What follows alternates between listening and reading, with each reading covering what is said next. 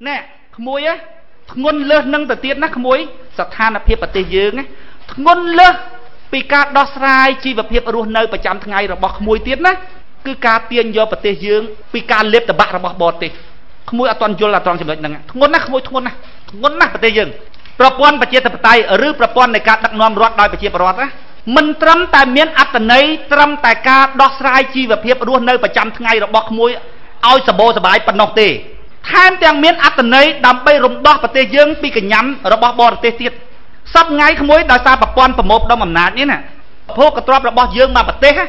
ប្រទេស យើង គេ ហៅ ទឹក ដី សវណ្ណភូមិ ពួក យើង ក្រ លហាម ទាំង អស់ គ្នា នេះ អត់ បាន ស៊ី ទេ ដូន តា យក មក បង្កើត ទៅ លើ ទឹក ដី សវណ្ណភូមិ ស៊ី អត់ បាន ទេ ស៊ី ភោគទ្រព្យ របស់ ដូន តា អត់ បាន ទេ ដោយ សារ អី ដោយ សារ ប្រព័ន្ធ ប្រមូល ផ្ដុំ អំណាច ហ្នឹង អ្នក ធំ ស៊ី អស់ មហាថ្មគន្ធីថាមាន មិន បាច់ រោ ប្រទេស ណា មួយ ដែល មាន អ្នក មាន មិន បាច់ រោ ប្រទេស នោះ ចាត់ ទុក ជា បាបកម្ម មួយ ធំ ណា ចាត់ ទុក ជា បាបកម្ម របស់ ប្រទេស នោះ មួយ ធំ ណា ហើយ ក្មួយ មើល អ្នក ធំ ស្រុក ខ្មែរ មាន មិន បាច់ រោ នឹង ក៏ រក ស៊ី អី ពាក់ ខែ នាយក រដ្ឋមន្ត្រី ដឹង ប៉ុន្មាន ទេ ថា 2-3000 ចុះ គាត់ ណា ជី កប៉ាល់ ហោះ ត្រួត ពិនិត្យ មើល បន្តិច អស់ បាត់ ហ៎ ហេតុ អី បាន គាត់ មាន ម៉េច ពាក់ ខែ រដ្ឋមន្ត្រី តែ 700 ទេ ហេតុ អី បាន មាន ម៉េច មាន មិន បាច់ រោ តែ ប្រទេស ណា មាន អ្នក មាន មិន បាច់ រោ ហើយ ប្រទេស នោះ ចាត់ ទុក ជា បាបកម្ម បាបកម្ម របស់ ប្រទេស មួយ នោះ យ៉ាង ធំ បាបកម្ម យ៉ាង ធំ របស់ ប្រទេស នោះ ប្រទេស យើង ក្មួយ គេ ហៅ ទឹក ដី សវណ្ណភូមិ ដូន តា មក ចាប់ ទឹក ដី នេះ ចំ ទឹក ដី សវណ្ណភូមិ សបោ តា ទ្រព្យ សម្បត្តិ ប៉ុន្តែ ស៊ី អត់ បាន ទេ ពួក យើង ស៊ី អត់ បាន ទេ គេ ស៊ី អស់ ដោយ សារ អី ប្រព័ន្ធ ប្រមូល ផ្ដុំ អំណាច អញ្ចឹង បាន ពូ និយាយ ថា ការ ប្របែក អំណាច ដោយ ប្រើ យន្តការ 8 ចំណុច ណា មាន អត្តន័យ ដើម្បី ដោះស្រាយ ជីវភាព រស់ នៅ ប្រចាំ ថ្ងៃ របស់ ពួក យើង ហ្នឹង ឲ្យ រស់ នៅ មាន សុភមង្គល ក៏ ប៉ុន្តែ ណា ក្មួយ ក្នុង ស្ថានភាព ប្រទេស យើង ណា ប្រព័ន្ធ មួយ នេះ ប្រព័ន្ធ ប្របែក អំណាច នេះ មិន មែន ត្រឹម តែ ដោះស្រាយ ជីវភាព រស់ នៅ ប្រចាំ ថ្ងៃ របស់ ពួក ក្មួយ ទេ ថែម ទាំង មាន អត្តន័យ ក្នុង ការ ទាញ យក ប្រទេស អំពី កញ្ញាំ របស់ បរទេស ទៀត ប៉ុន្តែ ក្មួយ ប្រហែល ជា ក្មួយ គ្មាន ពេល រៀន ក្មួយ គ្មាន ពេល រៀន ពី ប្រវត្តិសាស្ត្រ របស់ ខ្មែរ ខ្មែរ យើង ណា តាំង តែ ពី ដើម រៀង រៀប មក មាន សត្រូវ ចិត្ត ខាង ចាំ លេប តបាក់ ប្រទេស យើង រហូត កាល មុន ទឹក ដី របស់ យើង ធំ ណា ក្មួយ ហើយ នៅ លើ ទឹក ដី របស់ យើង នេះ ណា ចិត្ត ខាង យើង នេះ ណា អត់ មាន ពូជ ហ្នឹង ទេ ណា មាន តែ ពូជ យើង ពូជ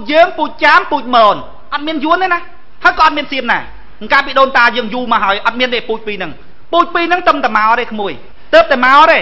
រួច គេ លេប តបាក់ យើង រហូត សង្គ្រាម ណា ដែល សង្គ្រាម ចំ មុខ គ្នា ជាមួយ ខ្មែរ មិន ដែល ឈ្នះ ខ្មែរ ទេ ឲ្យ តែ សង្គ្រាម ចំ មុខ គ្នា ជាមួយ ខ្មែរ មិន ដែល ឈ្នះ ខ្មែរ ទេ ពួក ហ្នឹង វាយ មិន ដែល ឈ្នះ ខ្មែរ ទេ សង្គ្រាម ចឹង សង្គ្រាម វាយ គ្នា ចំ មុខ ចឹង ប៉ុន ខ្មែរ ចាញ់ តែ សង្គ្រាម អី ខ្មែរ ចាញ់ តែ សង្គ្រាម ល្បិច កល ខ្មែរ ចាញ់ តែ សង្គ្រាម ល្បិច កល ហ្មង តាំង តែ ពី យូរ ពី ព្រោះ ខ្មែរ យើង មាន ធាតុ 3 ធំ ទី 1 គឺ សុចរិត ទៀងត្រង់ ពូជ ខ្មែរ អត់ ដូច យួន ទេ អត់ ចេះ កលិច កលុច ទេ ទឹម តែ ឥឡូវ ណា កុំ និយាយ ខ្មែរ ឥឡូវ និយាយ ខ្មែរ ពី មុន ត្រង់ ណា ទិញ អី វ៉ាន់ អី ផ្ញើ បង ទៅ ផ្ញើ ទៅ មក ទៅ តាម ខេត្ត អី មិន ដែល លួច លុយ ទេ មិន ដែល ដក ហូត តាម ខ្ទាស់ អញ្ជិញ មិន 1 គីឡូ សល់ 8 ខាំ អញ្ចឹង ទេ ប្រហុក ស ដាក់ ថ្នាំ អញ្ចឹង អត់ មាន អញ្ចឹង ទេ ខ្មែរ យើង ពី ដើម អត់ អញ្ចឹង ទេ ត្រឹម ត្រូវ ណា ទី 1 ខ្មែរ មាន សុចរិត ទី 2 ខ្មែរ មាន ភក្តីភាព ខ្មែរ កម្រ លែង គ្នា ណា ក្មួយ ប្តី មួយ ប្រពន្ធ មួយ ពី ណា ធ្វើ គុណ លើ ខ្មែរ ខ្មែរ ដឹង គុណ ណា សម្បូរ ភក្តីភាព ខ្មែរ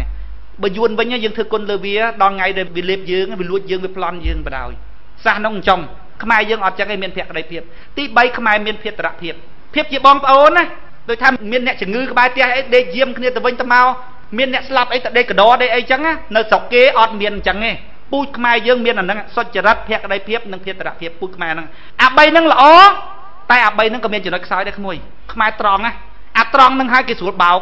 សង្គ្រាម ឲ្យ តែ ចំ មុខ ខ្មែរ ឲ្យ តែ ចំ មុខ គ្នា ចេះ វាយ មិន ដែល ឈ្នះ ខ្មែរ ទេ តែ សង្គ្រាម ល្បិច ខ្មែរ ចាញ់ គេ បដ ாய் ឲ្យ តែ សង្គ្រាម ល្បិច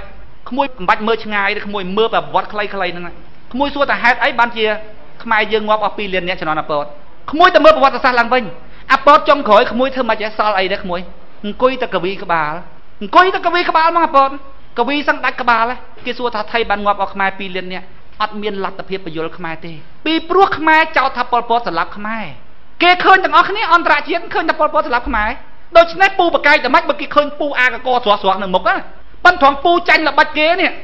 មិន នឹង អាច បញ្យល ប្រជា ប្រដ្ឋ ខ្មែរ បាន ប៉ុល ពត ចុង ក្រោយ កវី តែ ក្បាល វា ចាញ់ ល្បិច គេ ប្រជា ប្រដ្ឋ ខ្មែរ និង អ្នក ដឹកនាំ ខ្មែរ ក្មួយ មិន ដែល មើល មុខ សត្រូវ យល់ ទេ មើល អត់ យល់ ហ្មង មើល វា មិន យល់ មិន ដឹង ជា សត្រូវ នឹង មុខ របៀប ម៉េច ដាក់ ទឹក វា របៀប ម៉េច មើល មុខ សត្រូវ មិន យល់ ទេ ក្មួយ សព ថ្ងៃ នេះ ក្មួយ ក៏ មើល មុខ សត្រូវ ខ្មែរ មិន យល់ ដែរ ឥឡូវ នេះ ក្មួយ ថា ប្រទេស ខ្មែរ មាន សន្តិភាព ហើយ ប្រជា ប្រដ្ឋ ខ្មែរ ក៏ គិត អញ្ចឹង ក អ្នកដឹកនាំរដ្ឋខ្មែរក៏គិតអញ្ចឹងថាអត់អីទេស្រុកខ្មែរអត់អីទេមានទាំងអ្នកខ្លះទៀតគេនិយាយថាម៉េចហ៎ប្រទេសខ្មែរចូលអាស៊ានប៉ុណ្ណេះហើយវាមិនបាត់ទេសិតតែហេតុផលណាដែលគាត់យកមកបញ្ជាក់នេះថាវាមិនបាត់ទេនេះប៉ុន្តែខ្មែរ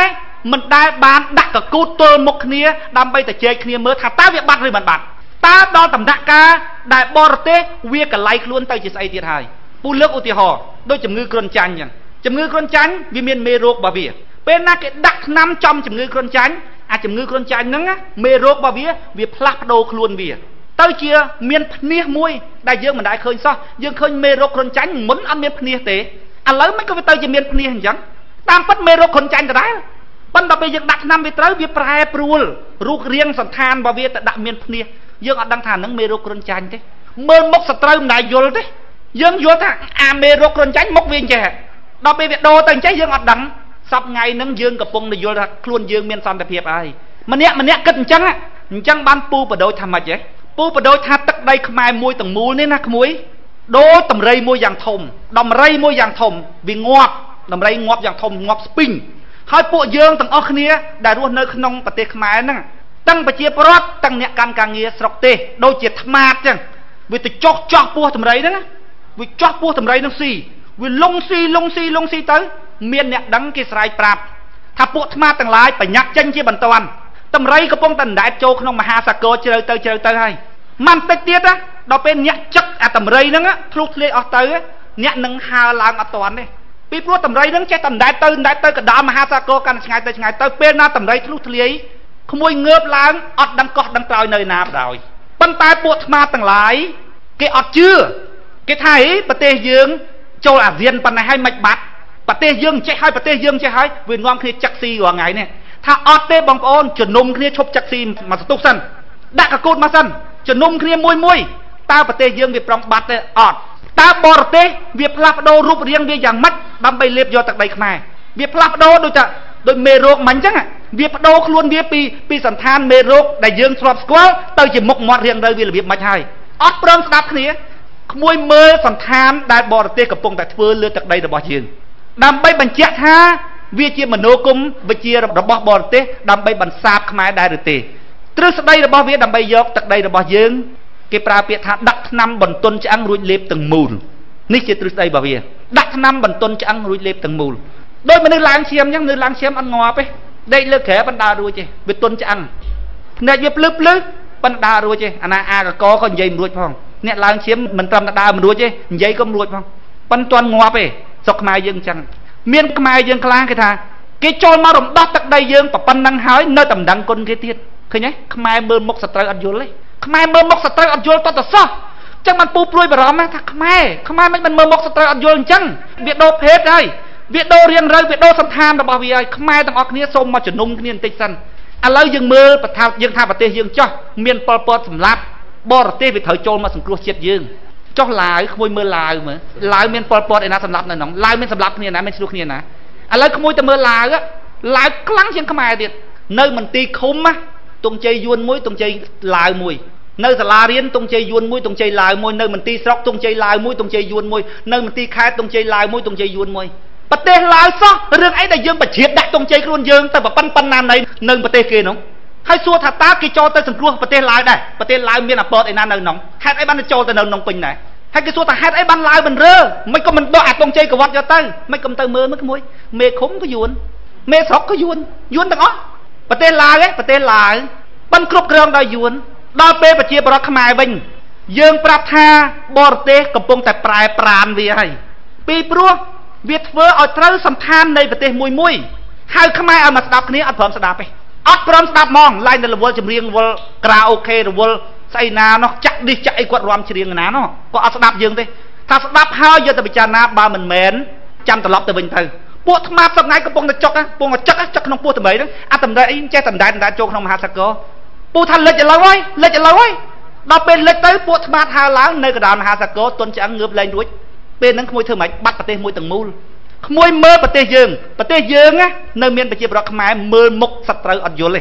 គាត់និយាយថាម៉េចគាត់ថាគេមករំដោះយើងពូដេកទៅពូអត់អស់ចិត្តសោះក្មួយអត់អស់ចិត្តតតសោះដែលពុកម៉ែដូនតារបស់យើងបុព្វបុរសរបស់យើង គាត់មុននឹងស្លាប់ទៅគាត់ស្រែកដង្ហើយប្រាប់កូនសម្លាញ់ទាំងឡាយសូមកូនចងចាំកូនសម្លាញ់ទាំងឡាយសូមកូនចងចាំកូនសូមកូនចងចាំសត្រូវសួរពូជរបស់កូនណាកូនណាសូមកូនចងចាំទោះបីជាគេមកធ្វើក្នុងរូបភាពណាក៏ដោយណាកូនរូបភាពជាសត្រូវក៏ដោយរូបភាពជាមិត្តក៏ដោយរូបភាពជាមេក៏ដោយរូបភាពជាអ្នកសង្គ្រោះក៏ដោយណាកូនសូមកូនកុំភ្លេចឲ្យសោះនេះគឺជាសត្រូវសួរពូជរបស់យើងសូមកូនចងចាំដូនតារបស់យើងស្រែកតាមណាក្មួយស្រែកតាមចម្រៀងស្រែកតាមសភៅក្មួយទៅមើលសំបីតែចម្រៀងណាច្រើនណាស់ដែលដូនតារបស់យើងខិតខំស្រែកប្រាប់កូនចៅចំនួនក្រោយឲ្យយល់អំពីល្បិចកលរំលឹកកូនចៅចំនួនក្រោយឲ្យដឹងអំពីសត្រូវសួរពូជរបស់យើងកូនចៅស្ដាប់អត់បាន